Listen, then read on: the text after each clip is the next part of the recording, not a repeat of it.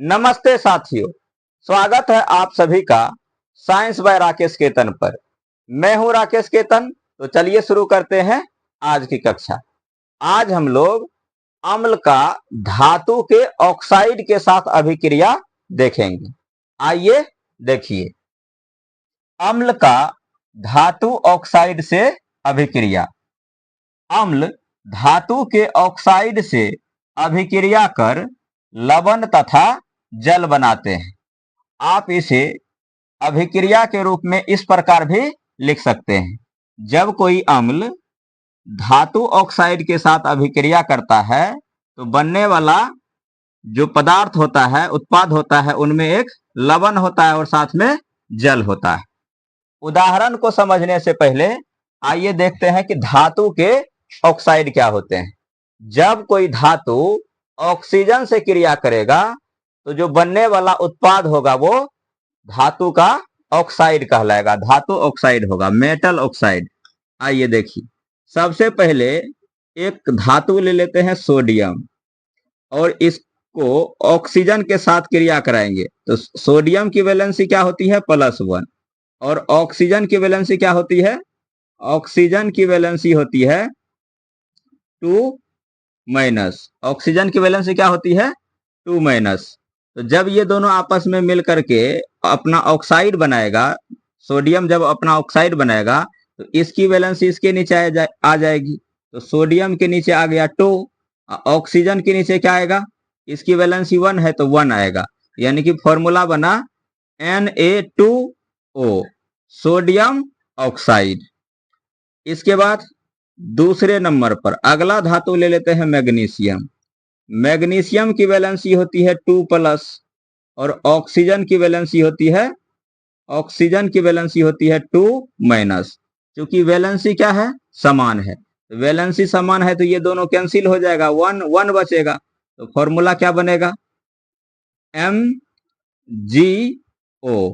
तो मैग्नीशियम ने ऑक्सीजन से क्रिया करके अपना ऑक्साइड बनाया, मैग्नीशियम ऑक्साइड। एक अगला एग्जांपल देखिए, इस बार एल्यूमिनियम को करा देते हैं ऑक्सीजन का। तो एल्यूमिनियम की वैलेंसी होती है 3+ और ऑक्सीजन की वैलेंसी होती है 2-। तो जब एल्यूमिनियम अपना ऑक्साइड बनाएगा तो फॉर्मूला क्या होगा? इसकी वैलेंसी इसके नीचे, तो Al के नीचे 2 आ जाएगा, ऑक्सीजन के नीचे इसकी वैलेंसी 3 आ जाएगा। तो एल्यूमिनियम ऑक्साइड। और अगला एग्जांपल देखिए, अगला एग्जांपल पोटेशियम का करा लेते हैं। पोटेशियम धातु का ऑक्सीजन के साथ, तो पोटेशियम की जो वैलेंसी होती है वो प्लस होती है और ऑक्सीजन की वैलेंसी आप जानते हैं 2- है। तो जब पोटेशियम अपना ऑक्साइड बनाएगा तो उसका फॉर्मूला क्या होगा? तो इसकी वैलेंसी इसके नीचे आ जाएगी, तो K के नीचे 2 आ गया और O के नीचे 1, तो लिखेंगे नहीं, K2O, पोटेशियम ऑक्साइड। अगला देखिए, कैल्शियम Ca, कैल्शियम की वैलेंसी होती है 2+ और ऑक्सीजन की वैलेंसी होती है 2-। क्योंकि वैलेंसी क्या है? समान है, तो वैलेंसी कैंसिल हो जाएगी, तो 1-1 हुआ। तो फॉर्मूला क्या बनेगा कैल्शियम ऑक्साइड का? CaO।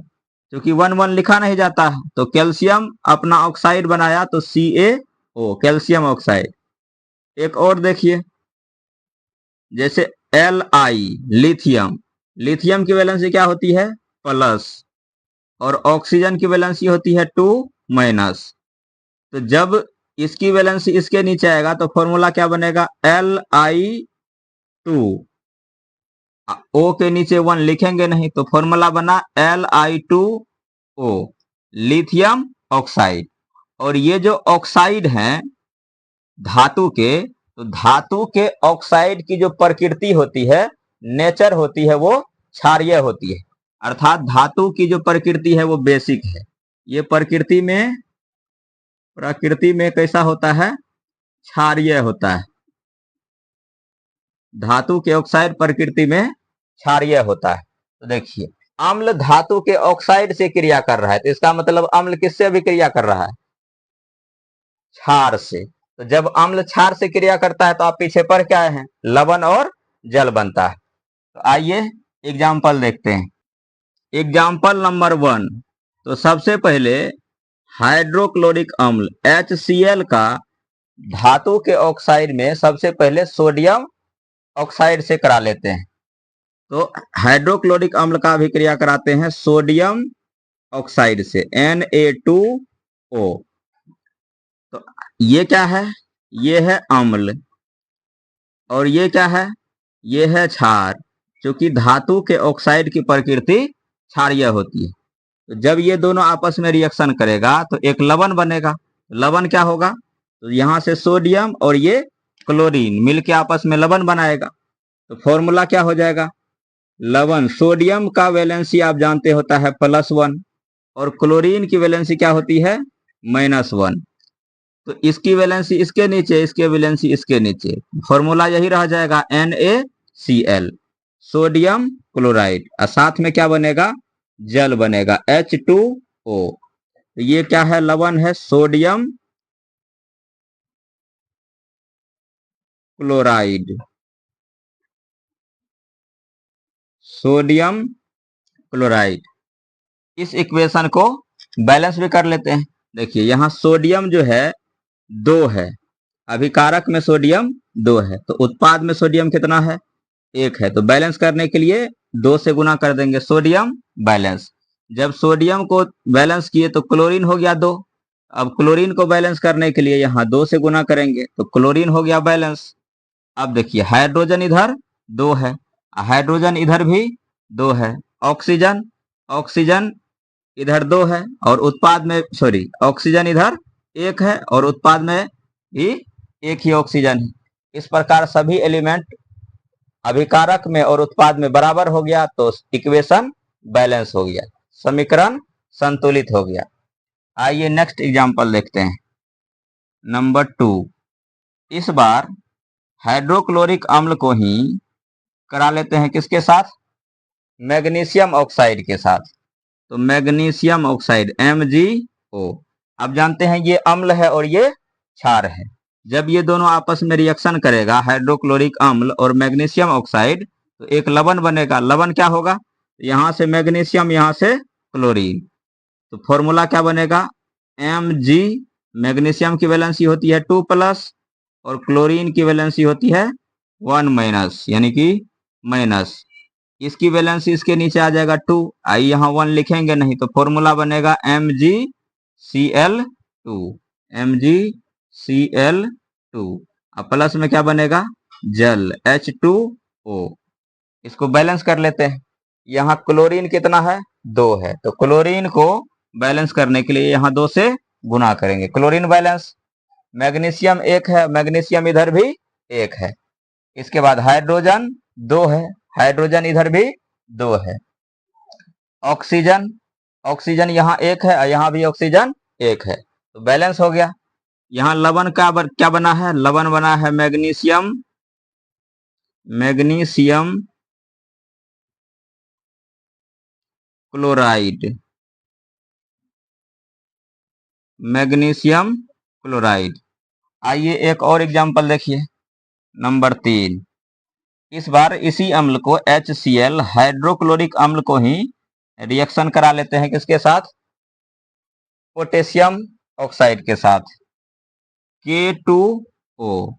तो जब हाइड्रोक्लोरिक अम्ल पोटेशियम ऑक्साइड से रिएक्शन करेगा तो एक लवण बनाएगा। लवण क्या होगा?